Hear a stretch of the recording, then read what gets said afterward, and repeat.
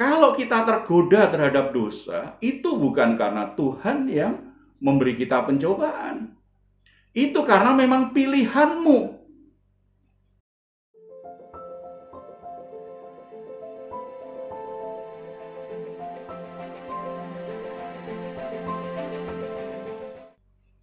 Salam saudara-saudara yang dikasihi oleh Tuhan Yesus Kristus. Di beberapa media massa seringkali kita dengar orang-orang yang ditangkap polisi karena kasus korupsi atau kasus narkoba. Ketika diwawancarai, mereka berkata bahwa mereka sedang mengalami pencobaan dari Tuhan. Ada juga yang ketika dia bercerai, dia juga pernikahannya alami kegagalan, berantakan, dan akhirnya bercerai. Mereka juga berkata, ini pencobaan yang dari Tuhan. Apakah pencobaan yang dimaksud Alkitab juga seperti itu? Bagaimana dengan pandemi COVID-19 yang sudah kita alami hampir 2 tahun ini? Apakah ini juga pencobaan? Apakah pencobaan ini dari Tuhan? Mari kita melihat kebenaran firman Tuhan terkait dengan pencobaan itu seperti apa. Kita akan membaca surat Yakobus pasal yang pertama ayat 12 sampai 18. Berbahagialah orang yang bertahan dalam pencobaan, sebab apabila ia sudah tahan uji, ia akan menerima mahkota kehidupan yang dijanjikan Allah kepada barang siapa yang mengasihi Dia. Apabila seorang dicobai, janganlah ia berkata, pencobaan ini datang dari Allah. Sebab Allah tidak dapat dicobai oleh yang jahat, dan ia sendiri tidak mencobai siapapun. Tetapi tiap-tiap orang dicobai oleh keinginannya sendiri, karena ia diseret dan dipikat olehnya. Dan apabila keinginan itu telah dibuai, ia melahirkan dosa. Dan apabila dosa itu sudah matang, ia melahirkan maut. Saudara-saudara yang kukasihi, janganlah sesat. Setiap pemberian yang baik dan setiap anugerah yang sempurna datangnya dari atas, diturunkan dari Bapa segala terang. Padanya tidak ada perubahan atau bayangan karena pertukaran. Atas kehendaknya sendiri ia telah menjadikan kita oleh firman kebenaran, supaya kita pada tingkat tertentu menjadi anak sulung di antara semua ciptaannya. Saudara-saudara, kalau kita perhatikan perikop ini, kita akan melihat bahwa yang disebut pencobaan itu ternyata ada 2 macam. Ada 2 macam pencobaan yang dinyatakan di perikop ini. Yang pertama, pencobaan itu menunjuk pada sebuah ujian iman, latihan. Itu ayat 12. Kemudian ayat 13 dan 14, di situ dinyatakan pencobaan yang kedua itu adalah godaan, tarikan untuk berbuat dosa. Jadi ada 2 jenis pencobaan yang dinyatakan melalui perikop ini. Ujian iman dan godaan untuk berbuat dosa.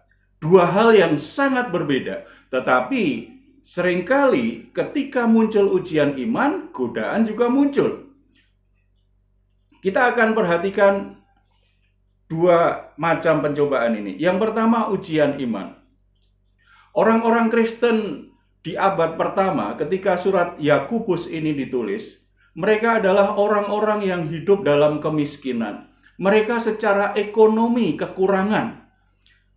Mereka juga alami banyak tekanan karena imannya kepada Yesus Kristus. Oleh sebab itu, secara sosial orang-orang Kristen ini dianggap kelompok masyarakat bawah, kelompok masyarakat rendahan. Ada yang merasa malu karena kondisinya yang seperti itu. Orang menjadi minder karena kondisi yang seperti itu, karena merasa rendahan, dianggap rendah oleh orang lain.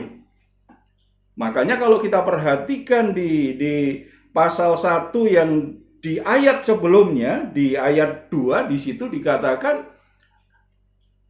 anggaplah sebagai kebahagiaan jika engkau mengalami pencobaan. Dan di perikop yang kita baca, berbahagialah jika engkau bertahan. Jadi sebenarnya kita harus punya cara pandang yang benar terhadap pencobaan dalam pengertian ujian iman. Sebagaimana orang-orang Kristen di masa lalu, ketika mereka memilih untuk percaya Yesus Kristus menjadi orang Kristen, bukan berarti mereka itu terhindar dari kesulitan hidup. Mereka adalah orang-orang miskin, tetapi mereka orang-orang yang sungguh-sungguh percaya kepada Tuhan. Mereka adalah orang-orang yang berdedikasi, yang setia kepada Tuhan. Melalui surat Yakobus ini mereka diberi satu pencerahan rohani yang baru, diberi semangat dan diberi arah supaya mereka melihat sesuatu yang indah di balik pencobaan, di balik ujian iman yang sedang terjadi. Masalahnya bukan pada kondisi sulit itu sendiri. Masalahnya bukan pada penderitaannya itu sendiri, tetapi apakah kita melihat penderitaan itu dengan cara yang benar. Nah, kalau kita bandingkan antara ayat 2 atau ayat 12, dua-duanya berkata bahagia. Kalau alami pencobaan, anggap itu kebahagiaan. Kapan kebahagiaan itu muncul? Ketika engkau bisa bertahan melewati pencobaan. Kebahagiaan itu benar-benar muncul ketika engkau bertahan melewati pencobaan yang menguji imanmu. Saudara-saudara, tujuan dari ujian iman adalah pendewasaan iman dan karakter kita. Meningkatkan karakter kita. Sekaligus sebuah ujian, apakah engkau tetap bisa percaya Tuhan ketika engkau alami kesulitan? Apakah engkau tetap mengasihi Tuhan ketika engkau alami penderitaan dalam hidup ini? Bisa beragam ujian iman yang bicara ujian hidup. Mungkin ketika saudara mengalami sakit penyakit, padahal sudah berusaha hidup sehat. Mungkin saudara sudah menjaga protokol kesehatan dengan baik, tapi ternyata tetap terpapar dengan COVID-19. Sudah coba bekerja dengan baik, tetapi ternyata usahamu tidak menghasilkan keuntungan yang seharusnya, tidak maju-maju. Sudah coba kerja dengan keras, tetapi tidak juga dapat promosi di perusahaanmu, bahkan mungkin kena pengurangan tenaga kerja. Kesulitan-kesulitan hidup, kesukaran kehidupan ini bukan karena kita buat salah, tetapi mungkin karena kita ingin mempertahankan iman kita. Kita ingin melakukan kebenaran firman Tuhan. Kita ingin hidup benar di dalam Tuhan. Ketika kita mengalami situasi sulit seperti itu, itulah ujian iman. Berarti Tuhan sedang izinkan itu terjadi. Supaya apa? Supaya kasih kita kepada Dia semakin murni, semakin jelas. Iman kita kepada Dia semakin kuat, karakter kita semakin dewasa. Contoh di Alkitab itu ada banyak tokoh ya, di antaranya Ayub. Ayub dikatakan sebagai orang yang benar. Tetapi ternyata Ayub mengalami penderitaan yang luar biasa, pencobaan yang luar biasa. Anak-anaknya satu persatu mati dalam sekejap. Kekayaannya habis dalam sekejap. Kemudian tubuhnya kena sakit penyakit yang begitu mengerikan, begitu menjijikkan. Ayub orang yang benar di mata Tuhan. Tetapi mengapa mengalami pencobaan? Tuhan izinkan itu untuk membuat Ayub semakin mengenal Dia. semakin mengasihi dia, semakin percaya kepada dia, karakternya semakin tahan uji, semakin tangguh. Pencobaan sebagai wujud dari ujian iman akan menghasilkan itu kalau kita bertahan dan membuat kita akhirnya setelah lulus ujian kita akan berbahagia. Contoh yang lain, Abraham, anak yang ditunggu-tunggu. Sekian lama, anak perjanjian yang dari Tuhan. Tetapi ternyata setelah anak itu lahir, Tuhan ingin anak itu dikorbankan. Pada masa itu kalau bicara dikorbankan bagi Tuhan, berarti disembelih, darahnya dicurahkan di mezbah persembahan kepada Tuhan. Itu bukan sesuatu yang mudah. Butuh penyangkalan diri, butuh keberanian iman yang luar biasa. Tetapi memang Abraham pantas disebut sebagai bapak orang percaya.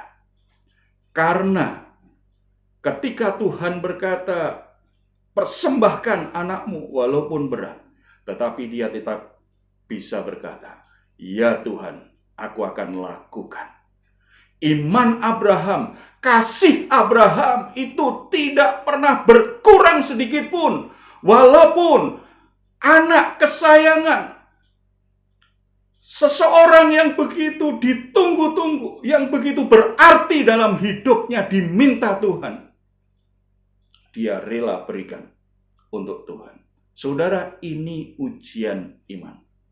Ini pencobaan yang sulit bagi orang benar. Tetapi Abraham lulus tentang hal itu.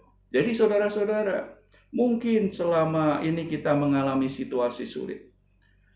Maka hal yang pertama yang harus kita evaluasi adalah, kalau kita alami kesulitan-kesulitan, kesukaran-kesukaran dalam hidup ini, saudara perlu introspeksi. Apakah saudara hidup benar atau tidak?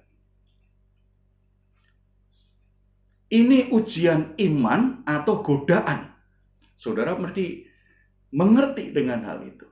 Kalau saudara evaluasi hidupmu, saudara introspeksi diri, ternyata sebenarnya aku kerja dengan benar. Aku urus keluargaku dengan benar. Aku jaga kejujuranku. Aku komitmen untuk hidup seperti yang Tuhan ajarkan. Ketika kita periksa diri kita, sebenarnya tidak ada kesalahan. Itu ujian iman. Tuhan izinkan supaya kita naik kelas, supaya kita tambah dewasa, supaya kita tambah kuat dalam hidup ini. Lalu apa yang harus kita lakukan? Ikuti prosesnya saja.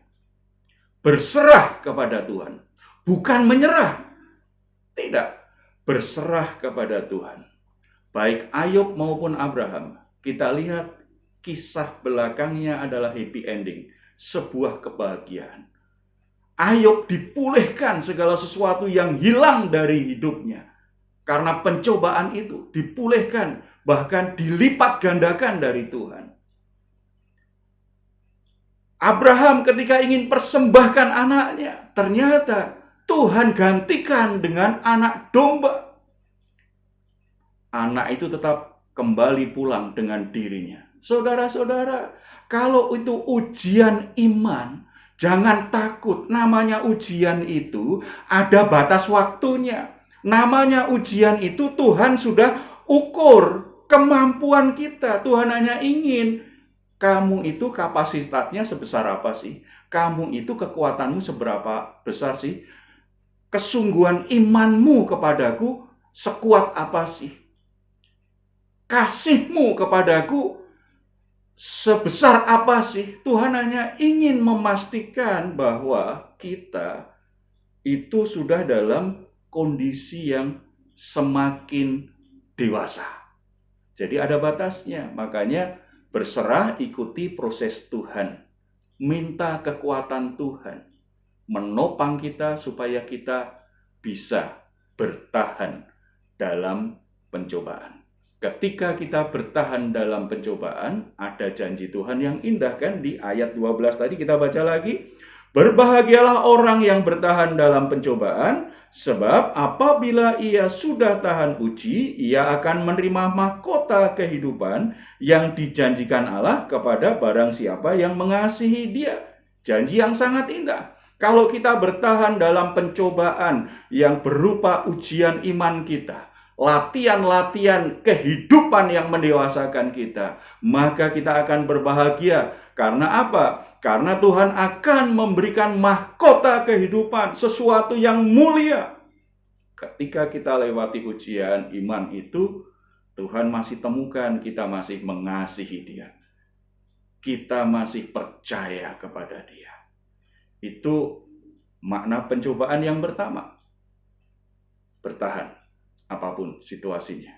Yang kedua, pencobaan berarti sebuah godaan untuk berbuat dosa. Di ayat 13 sampai 16 kita akan lihat. Ada pikiran yang sesat yang berpikir bahwa pencobaan itu, semua penderitaan itu dari Tuhan. Makanya tadi orang ketangkep polisi karena pakai narkoba, karena korupsi, bilangnya itu cobaan dari Tuhan. Tidak. Tuhan itu tidak pernah terpengaruh dengan kejahatan orang.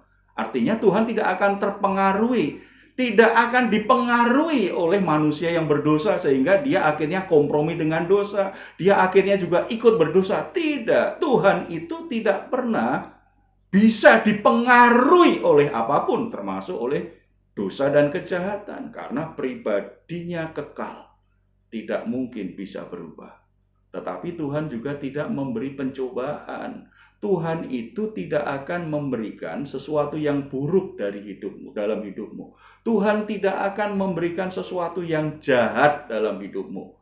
Tuhan tidak akan memberikan sakit penyakit dalam hidupmu. Tuhan tidak memberikan kebangkrutan dalam hidupmu. Tuhan tidak memberikan kemiskinan dalam hidupmu. Tuhan tidak memberikan bencana dan memberikan kerusakan dalam keluargamu. Tidak. Karena dari Tuhan itu sesuatu yang baik. Kalau kita baca ayat 17, setiap pemberian yang baik dan setiap anugerah yang sempurna datangnya dari atas, diturunkan dari Bapa segala terang. Padanya tidak ada perubahan atau bayangan karena pertukaran. Atas kehendaknya sendiri ia telah menjadikan kita oleh firman kebenaran, supaya kita pada tingkat tertentu menjadi anak sulung di antara semua ciptaannya. Saudara perhatikan bahwa yang dari atas itu, yang dari Bapa di surga itu, dari Tuhan itu adalah pemberian yang baik, anugerah yang sempurna. Berarti Tuhan tidak pernah membuat hidupmu sulit. Tuhan itu tidak pernah membuat hidupmu menderita. Tuhan tidak pernah membuat hidupmu jadi sakit, jadi kesulitan dalam hidup ini. Tidak. Yang dari Tuhan itu sesuatu yang baik, pemberian yang baik. Itu sebuah anugerah yang sempurna. Makanya di ayat yang ke-16 dikatakan, kalau ada orang, apalagi ini orang Kristen ini, berpikir bahwa penderitaannya karena Tuhan itu pikiran yang sesat. Jangan kamu berpikir sesat. Kalau kamu menderita itu dari Tuhan. Tuhan yang memberi. Tuhan tidak pernah memberikan pencobaan yang membuat hidupmu jatuh dalam dosa. Itu adalah pikiran yang sesat. Saudara-saudara, tidak bisa dipungkiri kadang-kadang ketika kita melewati ujian iman, kan sulit ya. Ketika kita alami kesulitan itu, kita alami kesukaran, hidup kita jadi sulit, hidup kita jadi sukar, serba susah. Kita mungkin jadi cemas, jadi khawatir. Kita bingung apa yang akan kita lakukan. Membuat kita ingin jalan pintas. membuat kita ingin cepat selesai masalah kita. Lalu muncullah godaan. Godaannya dari siapa? Dari luar, itu iblis yang mendorong kita untuk berbuat dosa. Tetapi yang dikatakan di perikop ini dari diri kita sendiri, menarik kita untuk berbuat dosa. Kita baca ayat yang ke-14. Tetapi tiap-tiap orang dicobai oleh keinginannya sendiri karena ia diseret dan dipikat olehnya. Saudara-saudara, kalau kita tergoda terhadap dosa, itu bukan karena Tuhan yang memberi kita pencobaan. Itu karena memang pilihanmu. Ada seorang hamba Tuhan begitu susah menjalani hidup di pelayanannya. Suatu saat anaknya sakit. Dia sudah doakan anaknya itu nggak sembuh. Dia semakin khawatir dengan anaknya. Dia coba menghubungi beberapa orang yang dia anggap mungkin bisa menolong dia. Tetapi ternyata nggak ada satupun yang bisa menolong. Dia berdoa sepertinya Tuhan kok tidak peduli dengan dia. Tuhan tidak bekerja dengan cara yang ajaib. Tidak ada keajaiban, tidak ada mujizat seperti yang sering dia khotbahkan. Dalam keadaan putus asa, dia melihat ada beberapa barang di tempat tetangganya. Malam itu dia akhirnya curi barang yang ditaruh tetangganya di teras.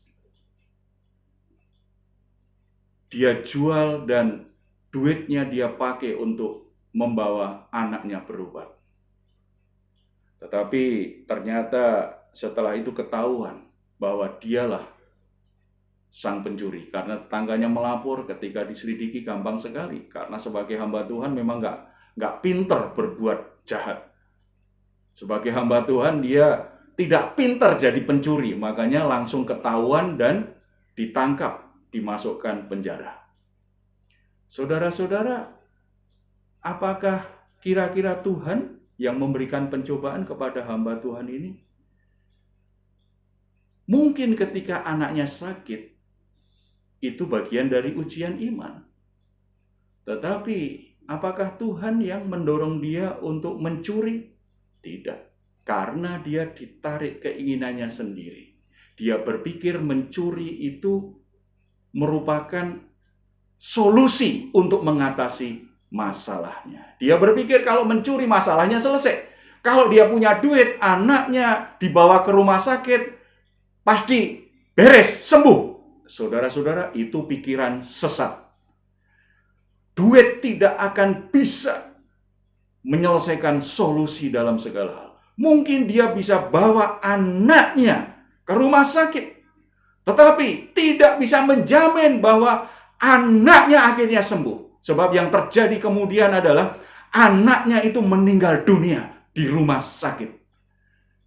Duitnya habis, dia masuk penjara, anaknya akhirnya meninggal juga. Saudara-saudara, dengan duit kita bisa beli segala sesuatu. Tetapi duit tidak pernah membeli kebahagiaan hidup kita. Duit tidak pernah memberi damai sejahtera dalam hidup kita. Duit tidak pernah mengembalikan kehidupan anak kita.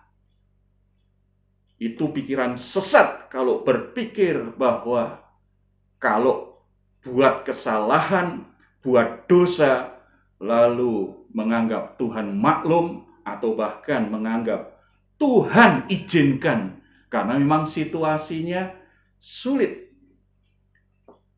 Orang Jawa bilang karena kefefet. Jadi kalau kefefet itu apa saja boleh. Lakukan yang jahat pun boleh karena kefefet, katanya gitu. Nggak boleh, saudara. Itu pikiran yang sesat. Ketika kebiasaan-kebiasaan ini terjadi, ini bahaya sekali karena ayat 15 katakan kan, dan apabila keinginan itu telah dibuai, ia melahirkan dosa. Dan apabila dosa itu sudah matang, ia melahirkan maut. Jadi keinginan itu terus-menerus akhirnya dibuai. Kalau dibuai itu berarti keinginannya dituruti. Ketika keinginannya itu dituruti, melahirkan namanya dosa. Ketika dosa itu dilakukan, tunggu tanggal mainnya, maut. Penderitaan yang lebih besar. Saudara-saudara, Allah tidak pernah mencobai. Sumber godaan itu iblis atau diri kita sendiri. Ada contoh di Alkitab, misalnya Daud.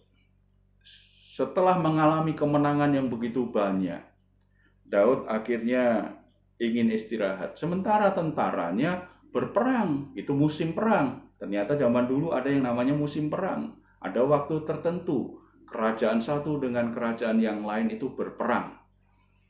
Daud ingin istirahat.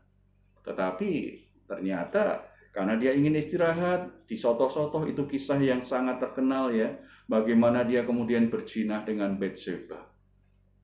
Dia mengikuti keinginan matanya. Sudah lihat Batseba mandi. Dia seorang raja, menurunkan harga dirinya, menurunkan standar moralnya, menurunkan kemuliaannya sebagai orang yang diurapi Tuhan. Dia membiarkan keinginan matanya menarik dia makin lama. Keinginan, hawa nafsu, kedagingannya itu menyeret dia untuk lakukan dosa. Akhirnya dia berzina dengan Batseba.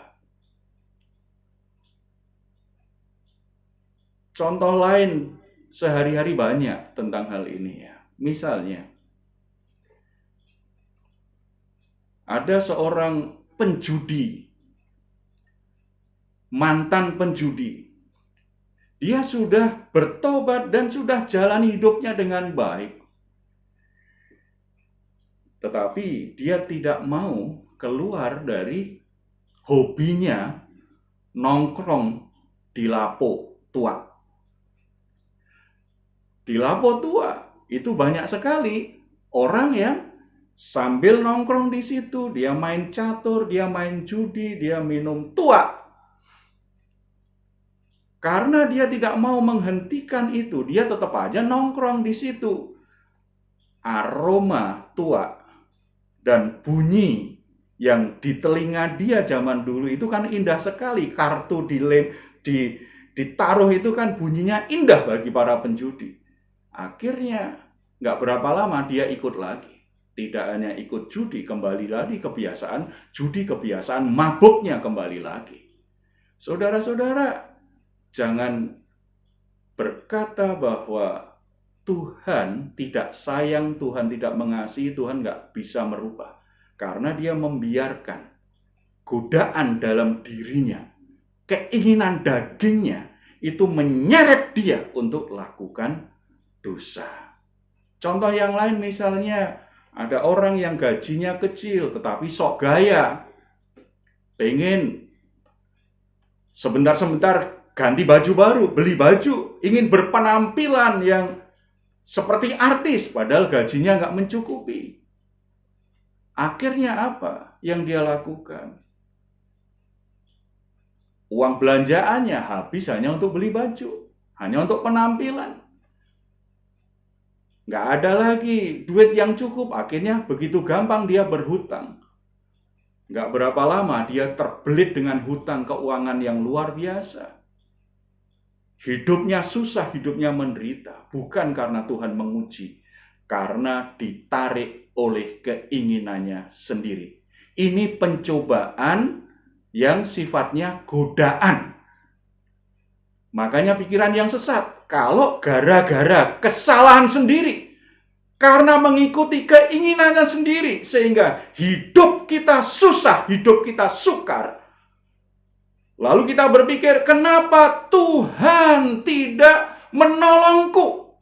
Kalau kita mengalami kesulitan, kita mengalami kesukaran dalam hidup ini karena kita ditarik oleh keinginan berdosa. Hal utama kalau kita ingin doa kita dijawab Tuhan apa? Bertobat. Kita harus menyadari bahwa ada hal-hal yang salah dalam hidup kita. Kita sudah berdosa di hadapan Tuhan. Kita membiarkan keinginan daging kita menyeret kita hidup dalam dosa. Membuat hidup kita menderita. Kita mengalami kesulitan keuangan. Kita mengalami sakit penyakit. Kita mengalami situasi sulit dalam pekerjaan kita. Rumah tangga kita jadi alami ke masalah yang berlarut-larut. Karena apa? Karena kita berdosa. Yang begini bukan berserah penyelesaiannya. Kalau ujian iman berserah, ikuti proses Tuhan. Kalau yang begini tidak bisa berserah, tetapi bertobat. Itu langkah pertama kalau ingin alami pemulihan dari Tuhan. Kalau ingin doa kita dikabulkan Tuhan dan Tuhan pulihkan keadaan kita. Sadari dosa-dosamu, sesali dosa-dosamu, akui dosa-dosamu, datang ke tata kasih karunia Tuhan. Tinggalkan dosamu, sekarang berbalik kepada Tuhan. Tanpa pertobatan, kesulitan hidup, masalah kehidupan, penderitaan apapun, kalau itu disebabkan oleh keinginan daging, oleh keinginan sendiri, kalau itu disebabkan oleh dosa, tanpa pertobatan, tidak ada pemulihan dari Tuhan. Bertobat dulu, setelah itu Tuhan bekerja memulihkan bagian demi bagian dalam hidupmu. Oleh sebab itu, saudara-saudara, kita harus menyadari, setiap kita itu memiliki yang namanya titik lemah. Ada yang kelemahannya tidak mampu mengelola uang dengan baik, boros. Saudara harus waspada dengan uang. Ada yang kelemahannya, nafsu makannya, tidak bisa menahan nafsu makannya. Sehingga cenderung rakus, cenderung tidak bisa membatasi diri. Padahal sudah sakit atau berpotensi sakit. Akhirnya bisa sakit betulan, itu satu penderitaan. Ada yang mengalami kesulitan karena misalnya hawa nafsu seksual. Gampang tergoda secara seksual. Ada yang tergoda dengan kebiasaan buruk, misalnya kemabukan, perjudian, dan yang lain-lain. Saudara-saudara, setiap kita punya titik lemah. Kita harus menyadari titik lemah kita, dan jangan biarkan titik lemah itu menyeretmu lakukan dosa. Jadi mengatasi godaan untuk berbuat dosa apa? Yang pertama, ketika ada keinginan daging mulai ingin menyeret kita, segera matikan. Keinginan daging itu dimatikan cara mengatasinya. Yang kedua, menjauh dari sumber yang dari luar yang akan menggoda saudara. Misalnya tadi kan, penjudi atau pemabuk tadi. Kalau dia datang di tempat-tempat yang dia biasa main judi, yang dia biasa mabuk, ya dia akan kembali ke situ. Harus dijauhi. Kemudian kalau iblis memakai seseorang atau situasi tertentu untuk menggoda kita, menggoda keinginan daging kita untuk kembali lakukan dosa, kita harus tegas menolaknya, lari daripadanya. Itu cara mengatasi godaan. Jadi pencobaan yang berupa ujian iman dan keinginan berbuat dosa, cara mengatasinya beda. Memahami hal ini dan tahu cara, strategi untuk mengatasinya akan membuat kita berkemenangan dalam hidup ini. Selama pandemi COVID-19 ini, ada banyak pencobaan. Bahkan pandemi ini menjadi ujian iman kita. Apakah kita tetap mengasihi Dia? Apakah kita masih setia kepada Dia? Apakah kita masih taat kepada Dia? Karena kita tidak bisa berkumpul dalam pertemuan-pertemuan ibadah, kita tidak terhalang untuk bisa bertumbuh bersama saudara seiman kita, dibatasi oleh keadaan. Kita lebih banyak online seperti ini. Ini menjadi ujian iman kita. Biarlah kita bertahan dalam ujian iman ini. Jangan menyerah, ikuti proses Tuhan. Kalau kita berhasil bertekun dan akhirnya melewati proses Tuhan, pasca pandemi, kemuliaan Tuhan, berkat Tuhan pasti ada dalam hidup kita. Jangan biarkan selama ujian iman kita lewati selama pandemi ini, godaan untuk berbuat dosa itu menarikmu, membuat engkau akhirnya lakukan kesalahan, pelanggaran, dan dosa di hadapan Tuhan. Kalau itu terjadi, berarti ujian iman ini kita akan gagal lewati. Hasilnya bukan kemuliaan dan kebahagiaan, tapi penderitaan. Pilihlah untuk membuat hidupmu bahagia. Bertahan dalam pencobaan, tolak semua godaan untuk berbuat dosa. Kasih karunia Bapa kita dalam Yesus Kristus menyertai kita semua. Amin.